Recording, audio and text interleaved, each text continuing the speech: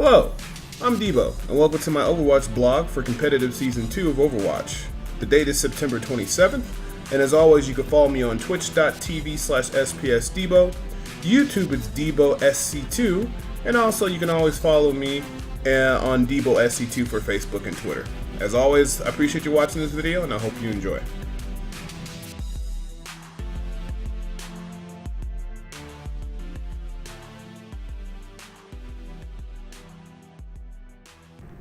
Hey guys, had a pretty good day yesterday. Ended the day at 8 for 5. Ended up at 3,100, I do believe, in 52 points, or it's either 3,100 or 3,150 or 3,150 or 3,100. Anyways, I climbed. I'm very happy about that. Went 8 for 5. I decided to go ahead and stop. I started a little bit late. I got towards the magic hour. The magic hour is basically any time if you have a game. Like between the last game you should be queuing up for is about 8 p.m. or at least that's how I feel, Pacific Standard Time. That's the last game you should be playing of the day, because once you start getting beyond 8 o'clock, you got it's just you're gonna have a lot. The quality of games goes down. Whether you got people from other countries playing on your server and your games disconnecting, or I don't know. I just feel like a lot of people who are out of school, off of work, just trying to blow off steam and maybe not actually trying to logically play the best ranked game they could. It's just not warranted. So pretty much 8 p.m. Pacific Standard Time all the way to about 6 a.m., 7 a.m. in the morning Pacific Standard Time the next day, I don't play. I get my best game results from about 10 a.m. Pacific Standard Time all the way to maybe about, like I said, 8 p.m. And then, those are the golden hours to play. Not too long of a video today. Hit the high of 3,200. Yesterday I was pretty happy before I dropped that down, I think, to about 3,100 or 3,150. I forget which one it was. But I stopped because, like I said, I didn't want to push my luck. 8 for 5, 61% win percentage, so that was pretty cool. 13 games I played. The only thing I wanted to talk to today was basically people's attitudes. As I'm climbing up higher in Diamond, a lot more people, they're more skillful and the games are getting better, but people's attitudes are actually getting worse. I don't know if it's because they hit a certain level or because they're in a certain player percentile.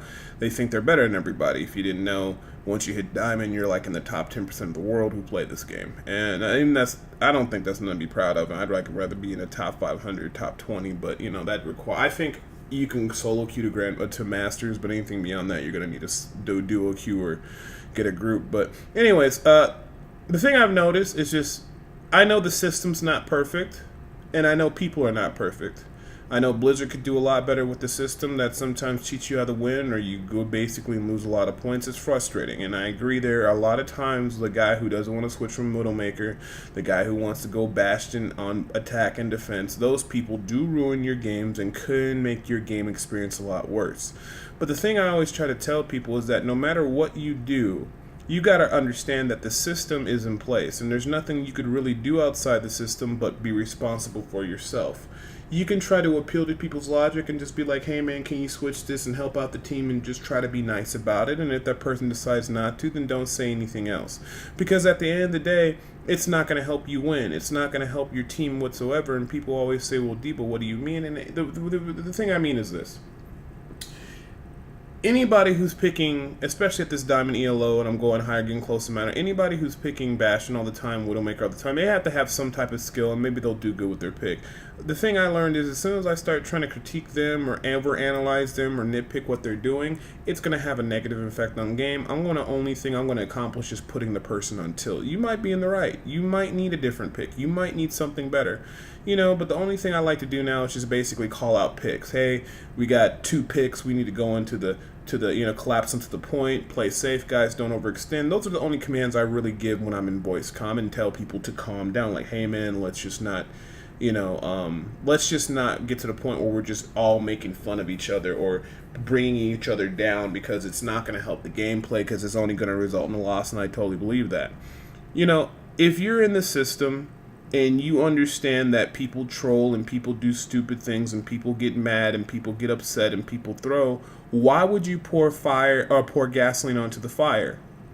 If you have a fire going, right, and your only job is to basically keep the fire from basically getting too big and keeping the fire from going out, You have all these different tools and items that you use to keep the fire going that won't make the fire go out or not make the fire basically burn out of control.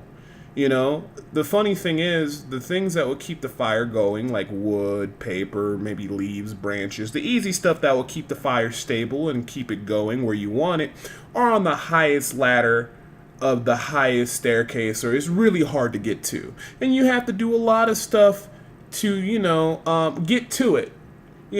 That's the system. It is what it is. You may not like climbing up 30 flights of stairs to get the items that will keep the fire burning at the appropriate level and not make it grow too big and not make it go out, but you have to do it.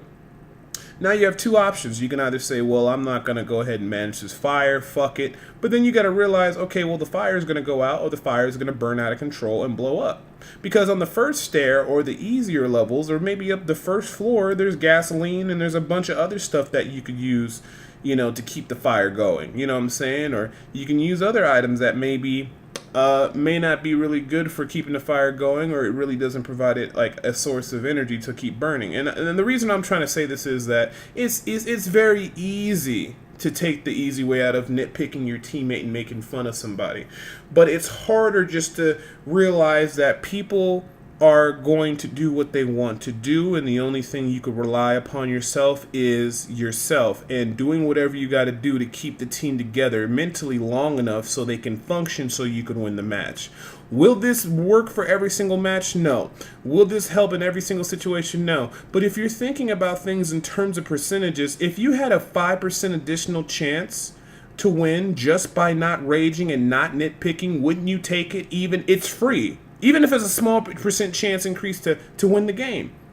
If I tell my team to calm down, let's work as a team, we're doing okay, guys, let's make smart picks. If that gives me a 2% chance or even a 1% chance for little extra chance to win, I'm going to do everything in my nature to overcome the system. Is the system perfect? No. Are people assholes? Yes. Do they deserve to be made fun of and shit like that? Oh, by all means. But all I'm just trying to say is save that for after a match. Save it for later. Or just be the bigger person and realize they're not going to be that way. I will happily scream at my monitor and say, oh my gosh, this fucking Widowmaker or Pharah who's not switching is making us lose. But I'll never say that on the voice comm because it's pointless. It's just going to make the whole team go on tilt. It's going to glorify a problem and make everybody frustrated. So I guess at the end of the day is you have to understand the system that you're in. You have to understand what's going on. And it is what it is. You got to accept your fate and realize that the only thing that's basically the same thing in every match is yourself. And the system sucks. I'm not saying the system's perfect. I know it's terrible. And yes, it needs to be changed. But these are the lemons that you're given. Yeah, you want better quality lemons. But you know what? You got to make the lemonade with what you got. So you can either sit there and pout and get mad about it, or you can just deal with it and try to overcome it. And I know that's not the best response, but it is what it is. But do everything in your power to give you whatever little extra inch or whatever percentage to win. And that's what I've been doing. I don't like the people I play with sometimes. I think they have terrible attitudes, and I get there too quick for being toxic. But you know what? Just like with some other individuals yesterday that got really bad, I just muted them, and I said, you know what? Even if we lose this game, I know it's not me, but I need to do the best that I can, but I'm not going to feed it and diminish all chances of winning. But anyways, that's it for the blog video today. I hope you guys enjoyed this. I stream every day on twitch.tv, so make sure you guys check me out there. And it also streams on YouTube at the same time. As you see, I hit the season high of 3,200, so I'm quite happy. I hope you guys have a great day. And of course, as always, if you'd like to check out the previous blog, click that previous blog button in the bottom left-hand corner.